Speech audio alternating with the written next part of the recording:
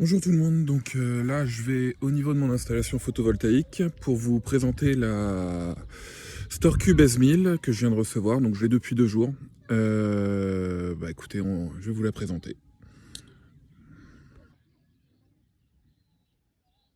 Voilà, donc là c'est tous mes panneaux photovoltaïques qui sont installés. En ce qui concerne, donc c'est le Bronx, mais je m'en fous, moi ce qui m'intéresse c'est qu'ils produisent. Le reste, je m'en tamponne. Plus sérieusement, donc aujourd'hui la S-Cube elle est installée sur ces deux panneaux là. Voilà, donc elle est ici.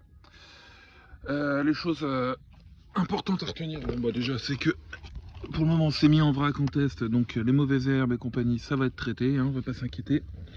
Dessus on a une sortie, une entrée. Ok, donc au niveau de l'entrée, elle va directement sur les panneaux photovoltaïques.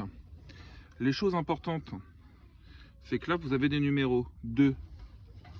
Et ensuite, ici, pareil, je vais vous réussir à vous le montrer, mais c'est le numéro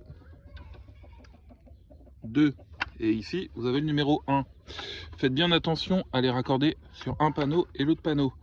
Moi, j'ai eu un bug au début qui faisait que j'avais pas eu, au moment où je l'ai fixé, ça n'avait pas clipsé. Et je sais pas pourquoi, j'avais qu'un seul panneau qui chargeait et les deux autres qui ne chargeaient pas. Mais résultat, au niveau de l'application, elle chargeait jamais. Donc je ne saurais pas l'expliquer, mais ça c'est une chose que j'ai pu constater. Et ensuite vous avez la sortie qui renvoie directement sur ces espèces de bretelles.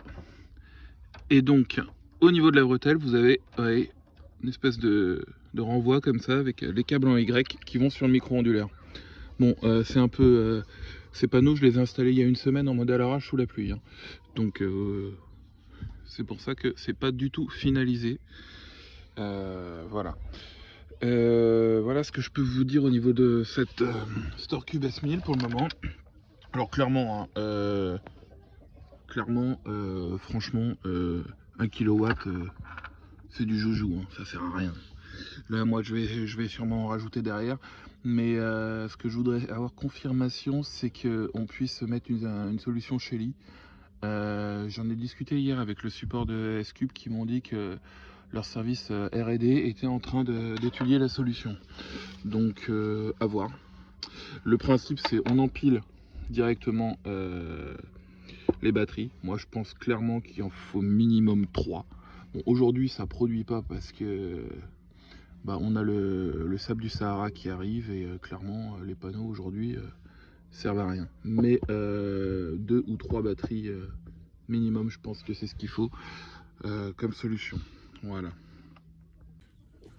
Juste une chose que j'oubliais, c'est simplement que cette vidéo n'est pas du tout sponsorisée. Donc moi j'ai acheté comme tous les clients cette batterie. Donc là l'objectif c'est clairement que je vous dire ce que je veux là-dessus. En aucun cas elle m'a été envoyée en sponsor ou quoi que ce soit. Je l'ai payée comme tout le monde. Voilà, c'est une info importante. Donc on n'est pas du tout dans une communication commerciale. J'essaierai de vous dire régulièrement ce que j'en pense selon l'évolution du système. Là, pour le moment, mon retour est vraiment trop light pour vous dire au bout de 2 jours ce que j'en pense. Je l'ai réceptionné, je l'ai installé. J'ai eu quelques soucis au niveau du Wi-Fi pour le mettre. Pareil, je suis incapable de l'expliquer. J'ai dû tester sur 3 téléphones, c'est le troisième que ça a fonctionné. Bon, peut-être que j'avais fait une faute de frappe, on va dire éventuellement. Une chose, mon retour au bout de 2 jours, c'est que globalement, le système en lui-même, je le trouve plutôt pas mal. Mais il faut clairement que ce soit couplé à une pince ampère-métrique, Shelly ou autre. Parce que bon, voilà, il faut mettre plus de batterie parce que 1 kW, enfin voilà, mais je m'en doutais, c'était vraiment un test à l'origine. L'application, alors l'application elle est fonctionnelle. Là-dessus, j'ai rien à dire. Par contre, la traduction avec des signes chinois à droite à gauche, moi ça me gêne un petit peu, parce que je parle pas le chinois. Il y a un autre sujet aussi, c'est qu'il y a deux espèces d'onglets, et un onglet où on a nos informations personnelles, et on dirait qu'ils ont clairement pas fini de développer cette partie-là. Ça me gêne un petit peu dans le sens où on voit que l'application elle est pas terminée. Elle fonctionne, ce qui est en place fonctionne, de ce que je constate en 2 jours, mais elle n'est pas finie. Donc ça donne vraiment la sensation qu'on est sur un produit encore en bêta test. De toute façon, je pense qu'il y a encore beaucoup de choses à mettre en place pour valoir une solution à la Zendur ou à la Anker, que je n'ai pas. Parce que clairement, ce qui a fait que j'ai démarré sur cette solution-là, c'est le prix. J'en ai eu avec le code promo d'un autre youtubeur. J'en ai eu pour 475 € la batterie, contre des solutions à 900 000 € pour Anker ou Zendur pour commencer avec une batterie de 1000 kW. Donc on est limite à moitié prix.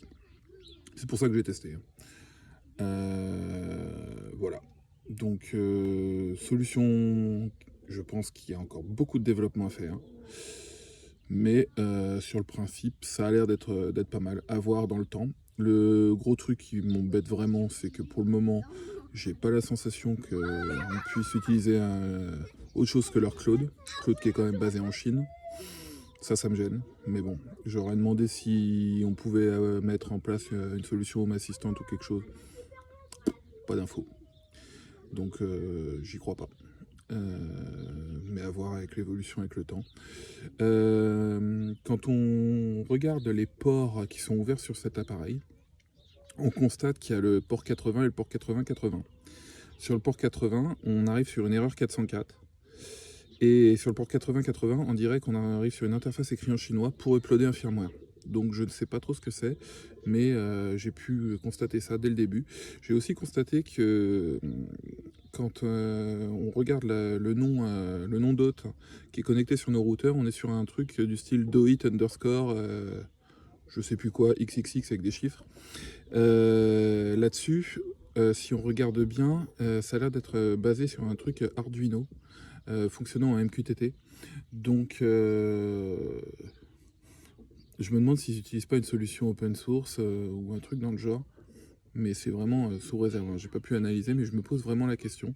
Et qu'ils auraient viré l'interface, et c'est pour ça qu'on arrive sur une interface erreur 404, parce que cette interface-là, normalement, c'est là-dessus qu'on est censé pouvoir configurer un réseau Wi-Fi et toutes les passerelles broker pour le MQTT.